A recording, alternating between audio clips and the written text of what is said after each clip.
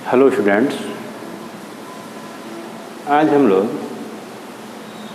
ध्वनि के विषय में कुछ तरंग से संबंधित परिभाषाएं देखेंगे। तो पहला देखेंगे आयाम क्या कहलाता है।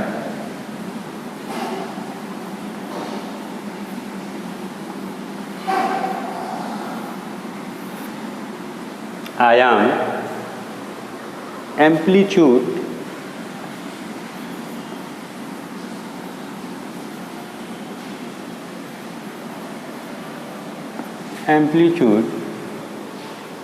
ये थोड़ा सा समझा जाए क्या होता है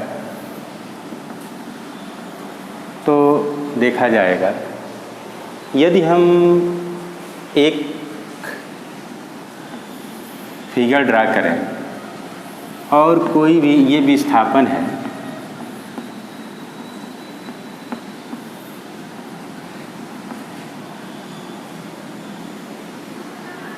ये मूल बिंदु है, ओरिजिन है।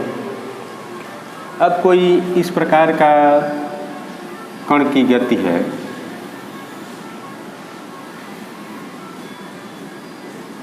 तो ये देख रहे हैं कि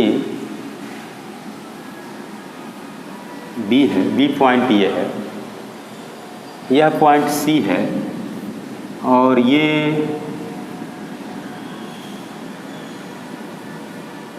डी पॉइंट है, ई है, ऐसे बढ़ रहा है।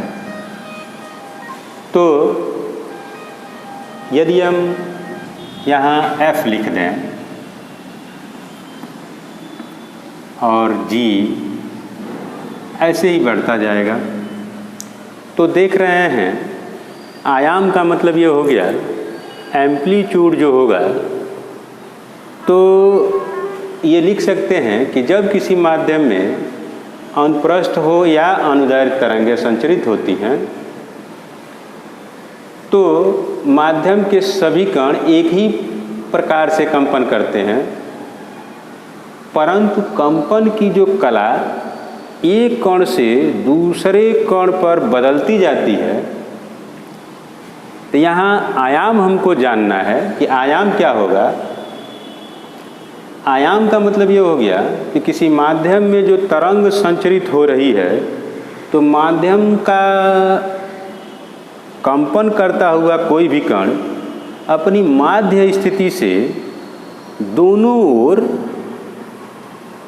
जितना अधिकतम दूरी विस्थापित होता है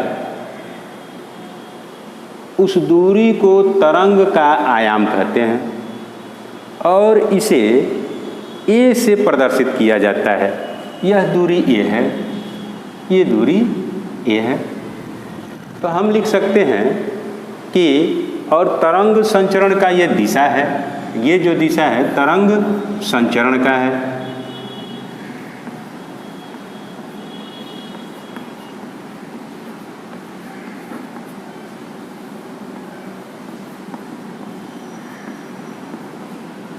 ये दिशा है। तो हम लिख सकते हैं कि किसी माध्यम में यहाँ से किसी माध्यम में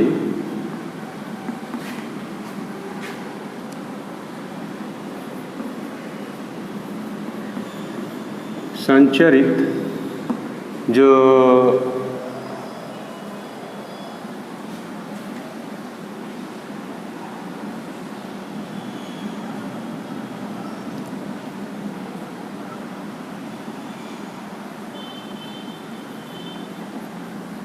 होने पर किसका संचरण हो रहा है? तरंग का। होने पर माध्यम का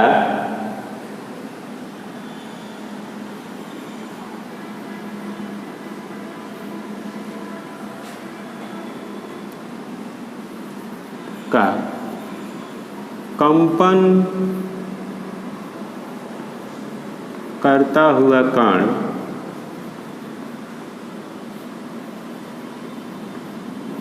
जो कण है अपनी साम्य अवस्था का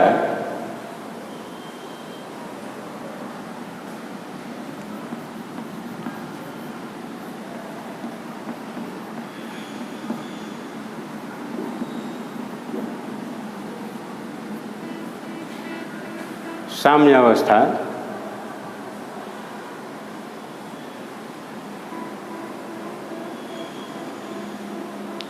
के दोनों ओर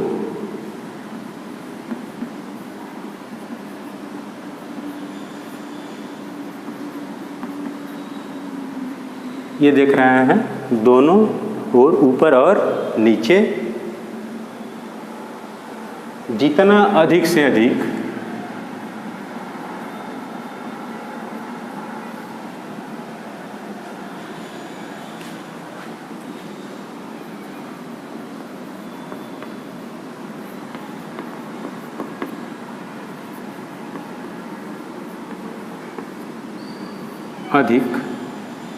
अधिक दूरी तय करता है,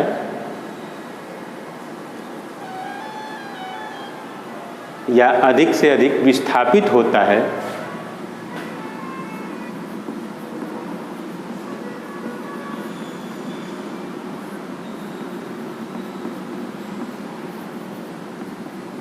तो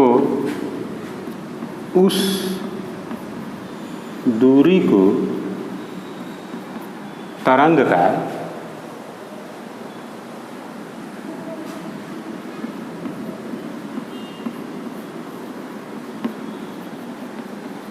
आयाम कहते हैं। इसे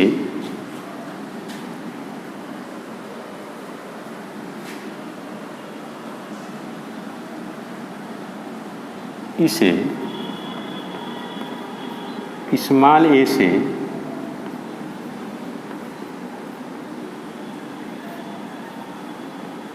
व्यक्त करते हैं। इसका मात्रक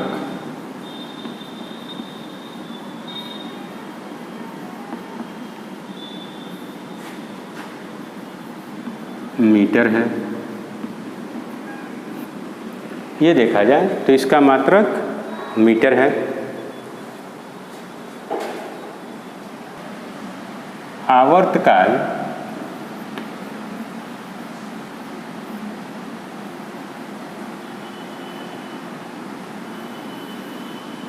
ये देखा जाए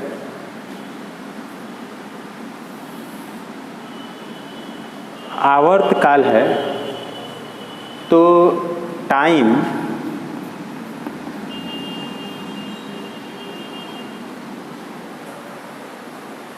आवर्त हो गया, आवर्तकाल पीरियड PERIOD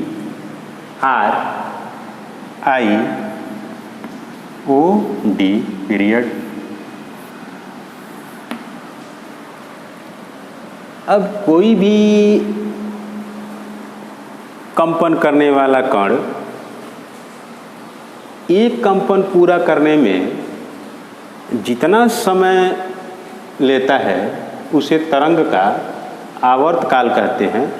तो किसी माध्यम में तरंग संचरित होने पर लिख सकते हैं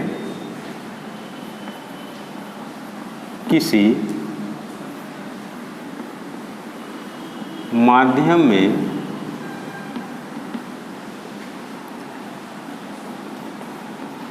तरंग संचरित होने पर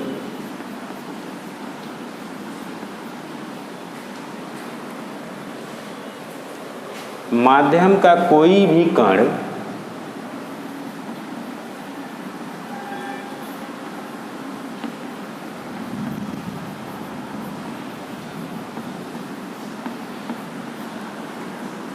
एक कंपन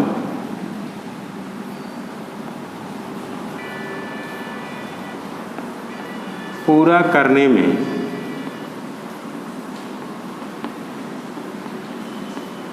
जितना समय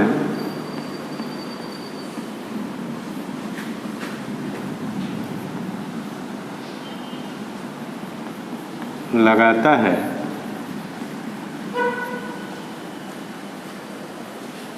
उस तरंग का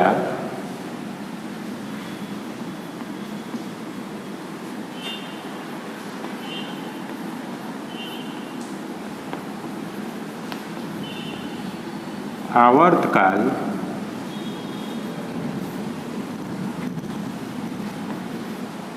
कहते हैं।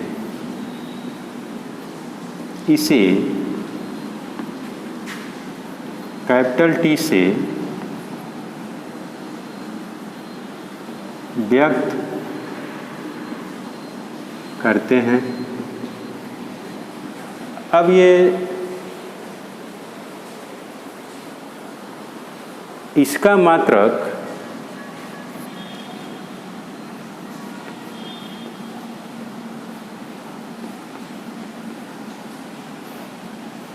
सेकेंड है।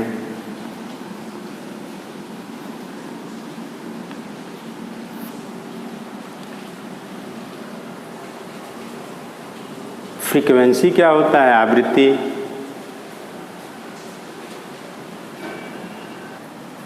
आवृत्ति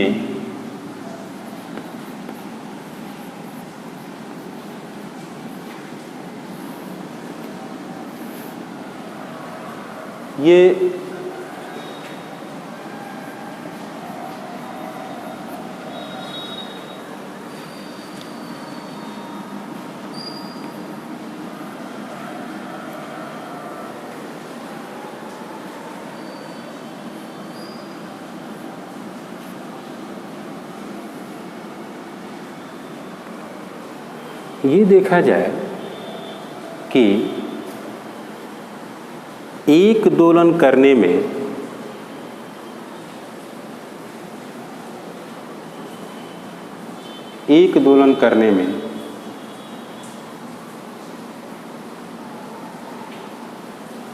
जो समय लगता था उसको तो हम लोग आवर्त कहे, और यहाँ आवृत्ति है, यानी कि 1 सेकंड में जितना कंपन होगा उसको हम आवृत्ति कहेंगे। तो यहाँ ध्यान देना है कि 1 सेकंड में किए गए दोलनों की संख्या आवृत्ति कहलाती है। तो किसी माध्यम में तरंग संचरित होने पर लिख सकते हैं, किसी माध्यम में तरंग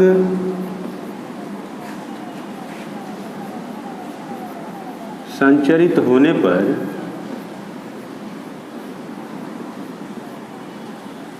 माध्यम का कोई भी कण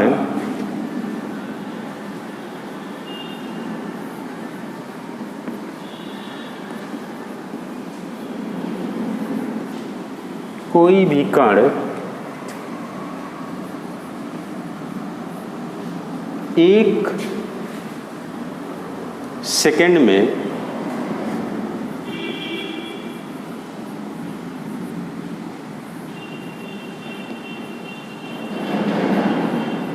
जितना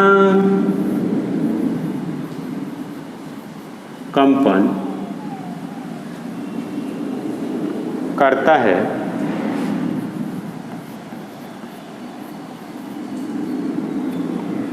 उस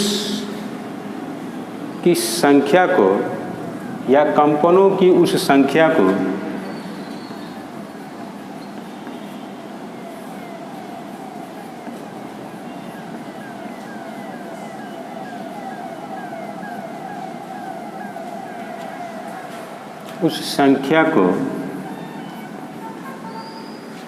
हम लिख सकते हैं कि तरंग की आवृत्ति कहते हैं।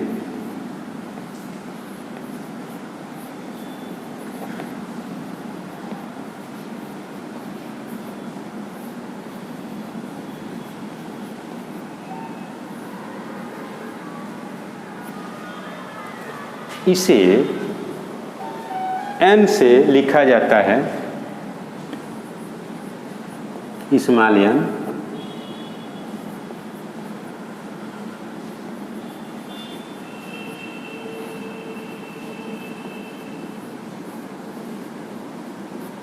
इसका मात्रक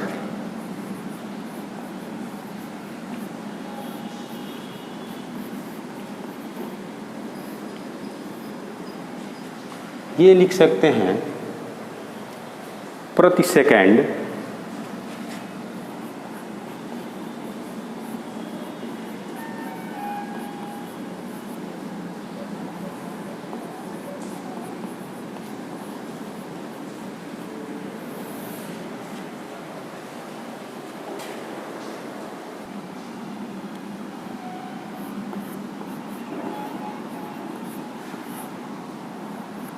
तरंग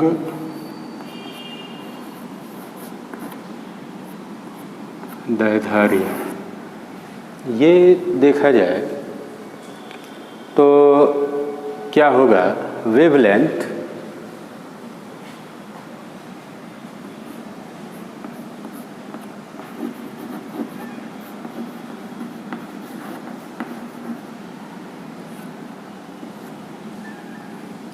ये देख रहे हैं कि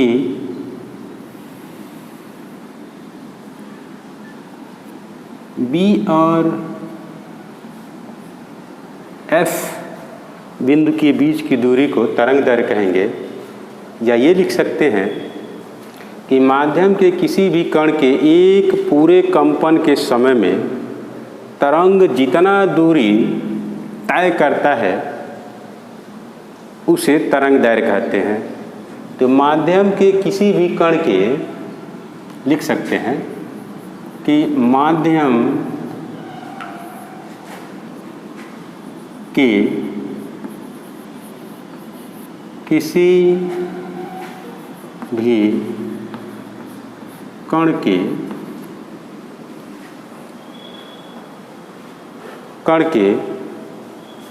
एक पूरे कंपन के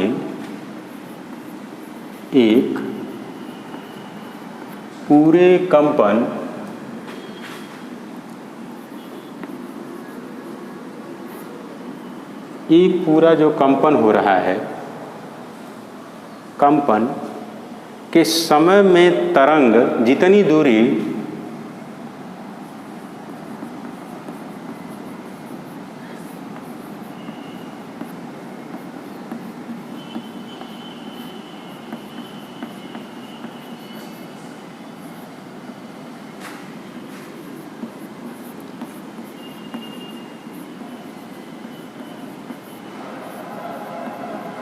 तय करती है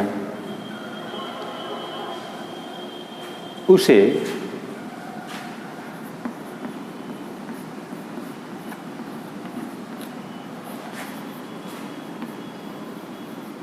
तरंग दैर्ध्य कहते हैं।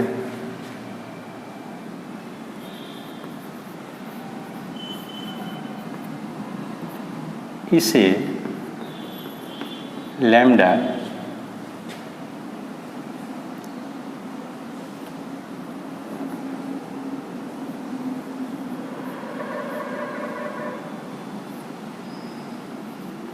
से व्यक्त किया जाता है। इसका मात्रक ये दूरी है, तो दूरी है तो इसका भी मात्रक मीटर ही होगा।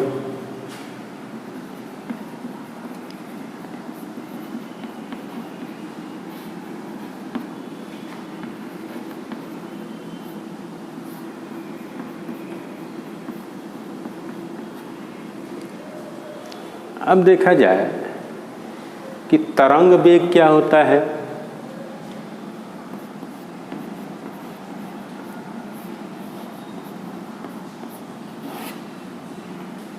वेव वेलोसिटी क्या होती है।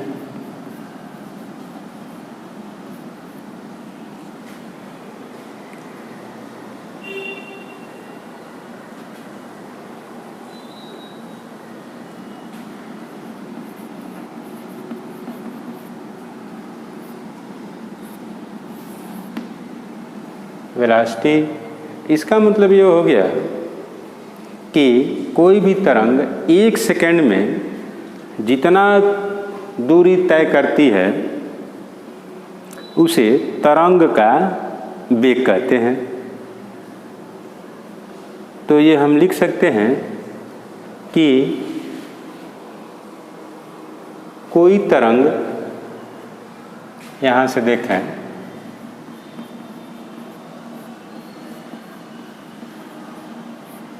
एक सेकेंड में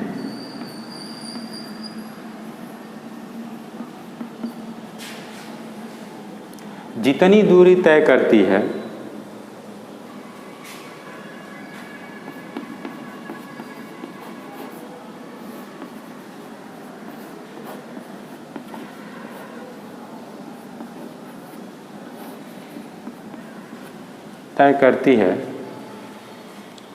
तो उसे तरंग वेग कहते हैं।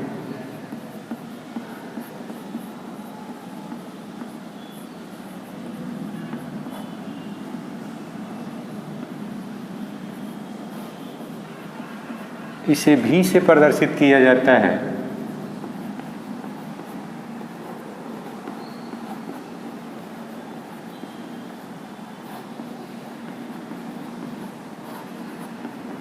और वेग है तो इसका मात्रक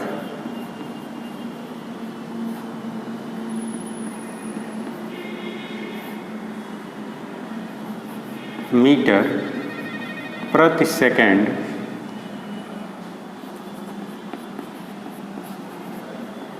होता है।